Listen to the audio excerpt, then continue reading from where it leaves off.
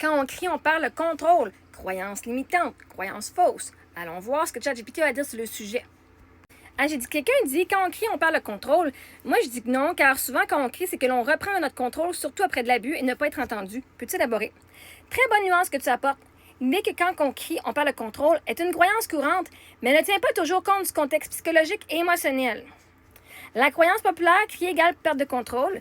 Beaucoup associent le cri à la colère explosive, au débordement, aux disputes violentes. Dans ce sens, crier est vu comme un échec de communication, une incapacité à rester calme.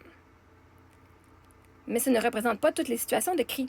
Puis en passant, quand un narcissique qui te manipule et te contrôle et il sait que telle affaire va te faire virer folle, il va être très calme. Mais voilà, c'est pas moi qui crie, là. C'est elle qui crie, c'est elle qui a tort, c'est elle qui a faux. Et là, il va te faire que le monde va te regarder et dire c'est elle la folle, elle est en train de perdre le contrôle parce qu'elle crie. Alors qu'il est en train littéralement de la... Comment dire?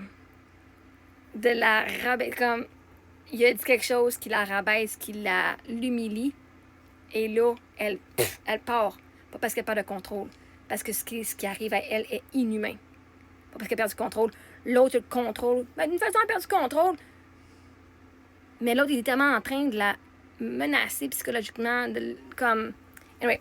Quand crier est un acte de reprise de pouvoir, après un abus ou du silence imposé, quand une personne a été écrasée, minimisée, réduite au silence, le cri devient un acte de rupture avec l'impuissance. Parce que quand tu ne peux pas parler, tu es impuissant. Tu ne sais pas ce que ça va dire. Et le cri primal, c'est intérieur. Tu as besoin, c'est sacré. La colère est sacrée. Mais tu dis, ça suffit. Ça suffit que tu me manipules. Ça suffit que tu arrêtes. Elle reprend le contrôle sur sa vie parce que toute sa vie, justement, elle était en silence et elle ne l'avait pas le contrôle. Exprimer une limite, crier peut être un moment où l'on dit ça suffit avec assez de force pour être enfin entendu. C'est une affirmation de soi, pas une perte.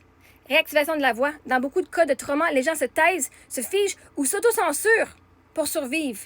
Le cri vient briser cette paralysie. C'est le signal que la personne retrouve son droit de parole. Le cri comme outil de régulation. Sur le plan physiologique, crier permet de libérer l'énergie accumulée. Stress, colère, peur. Cette libération peut calmer ensuite et redonner du centrage. Il y a même des approches thérapeutiques comme la thérapie primale qui utilise le cri comme moyen de libération et de guérison. Le contrôle retrouvé. Le vrai manque de contrôle, c'est quand on se tait en subissant. Quand on s'éteint pour ne pas déranger. Parce que si tu parles, t'es pas en contrôle. T'es pas en contrôle quand tu parles pas parce que littéralement, c'est l'autre qui te contrôle. Puis les abuseurs vont s'assurer que tu te taises parce que c'est eux autres qui ont le contrôle. Être en silence veut dire que tu es littéralement un petit popette qu'on peut manipuler puis que tu peux plus parler. Relever la voix, même en criant, peut être le moment où l'on se réapproprie son espace, sa dignité et son autorité. C'est un passage de l'impuissance à l'affirmation. Bam! Donc, rien ne veut pas toujours dire perdre le contrôle. Ça peut être exactement l'inverse. Le moment où on se réveille, où on se libère et où on met fin à une dynamique toxique. You know reverse, bitch.